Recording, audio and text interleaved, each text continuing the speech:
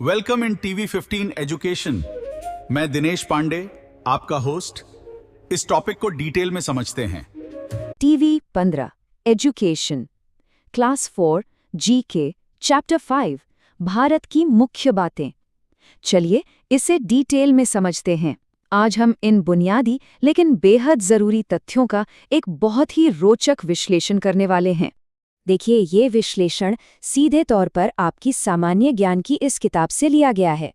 Screen पर जो पन्ना आप देख रहे हैं ना, ये सिर्फ एक पन्ना नहीं है, बल्कि हमारे देश की भौगोलिक और ऐतिहासिक पहचान को गहराई से समझने का एक बहुत ही प्रामाणिक स्रोत है। आज की चर्चा के हमारे मेन पॉइंट्स रहेंगे।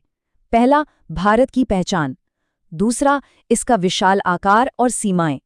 तीसरा, प्रमुख नदियां और पहाड़। चौथा, राज्य और द्वीप समूह। और आखिर में भारत की चौहद्दी। तो चलिए सबसे पहले बात करते हैं भाग 1 की, भारत की पहचान और इसके ऐतिहासिक नाम। क्या आपने कभी सोचा है कि इतिहास में हमारी इस भूमि को कितने अलग अलग नामों से पुकारा गया है? जम्बू द्वीप, आर्यावर्त, हिंद, हिंदुस्तान, भारतवर्ष और इंडिया।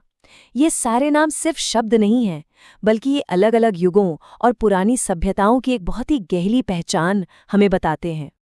अब आगे बढ़ते हैं भाग 2 की तरफ, भारत का विशाल आकार और इसकी सीमाएं।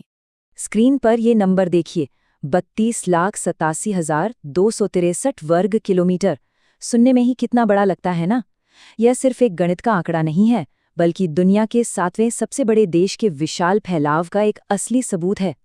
अगर हम इस विशालता को नापने बैठें तो उत्तर से दक्षिण तक इसकी कुल लंबाई है 3,214 किलोमीटर, और वहीं पूर्व से पश्चिम का फैलाव देखें तो ये 2,933 किलोमीटर है। सोचिए जरा, ये पैमाना अपने आप में कितना विस्मयकारी है। और अब इस नंबर पर गौर करिए, 15,200 किलोमीटर। ये हमारे देश की कुल भूसीमा यानी जमीनी बॉर्डर की कुल लंबाई है। एक ऐसा विशाल घेरा जो हमारे देश को चारों तरफ से सुरक्षित रखता है। इस विशाल बॉर्डर के साथ साथ हमारे कई पड़ोसी देश जुड़े हुए हैं। म्यांमार, जिसे बर्मा भी कहते हैं, बांग्लादेश, भूटान, तिब्बत, चीन, नेपाल, अफगानिस्तान और पाकिस्तान। ये लिस्ट ही बता देती है कि इस भूभाग का रणनीतिक महत्व यानी स्ट्रेटेजिक इंपॉर्टेंस कितना ज्यादा है। बॉर्डर्स के बाद अब आते हैं भाग 3 पर, भारत की प्रमुख नदियां और पहाड़। इतनी बड़ी जमीन के अंदर जीवन का संचार करने वाली हमारी पवित्र नदियां बहती हैं। अगर हम उत्तर भारत की बात करें तो वहां गंगा, यमुना, सिंधु, गोमती और सरयू जैसी नदियां बहती हैं, और वहीं दूसरी तरफ दक्षिण भारत की जीवन रेखा हैं नर्मदा, ताप्ती, महानदी, गोदावरी, कृष्णा और कावेरी नदियां। नदियों के साथ साथ ना पहाड़ भी हमारे देश की एक मजबूत रीढ़ का काम करते हैं। खास तौर पर विंध्याचल पर्वत, जो भारत के बिल्कुल बीचों बीच स्थित है, और अरावली पर्वत श्रृंखला, जो राजस्थान में बहुत ही मजबूती से खड़ी है। चलिए अब रुख करते हैं भाग 4 का, भारत के राज्य और द्वीप समूह। इस जमीन पर आपको गजब की विविधता देखने को मिलेगी। अगर हम क्षेत्रफल यानी एरिया के हिसाब से देखें तो सबसे बड़ा राज्य राजस्थान है और सबसे छोटा गोवा है। लेकिन अगर बात जनसंख्या यानी पॉपुलेशन की हो तो उत्तर प्रदेश सबसे बड़ा है और सिक्किम सबसे छोटा राज्य है। यही तो हमारे देश की खासियत है। और हाँ, हमारी मुख्य भूमि के अलावा हमारे पास कुल 247 द्वीप भी हैं।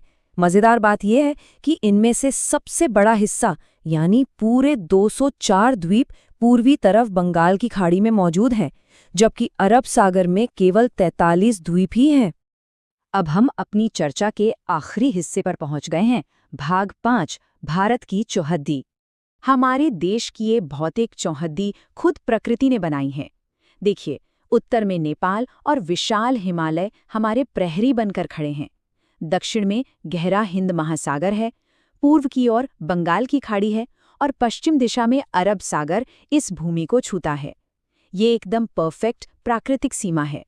तो अंत में सोचने वाली बात यह है, इन विशाल सीमाओं और तथ्यों को जान लेने के बाद हमारे देश की इस अद्भुत विविधता को लेकर हमारी समझ कितनी गहरी हो जाती है ना? ये सारे तथ्य सिर्फ रटने के लिए नहीं हैं, बल्कि ये उस बहुत ही समृद्ध विरासत का हिस्सा है जिसे जानना हम सबके लिए बेहद जरूरी है। टीवी 15 एजुकेशन, देखते रहिए और आगे बढ़ते रहिए। TV 15 education.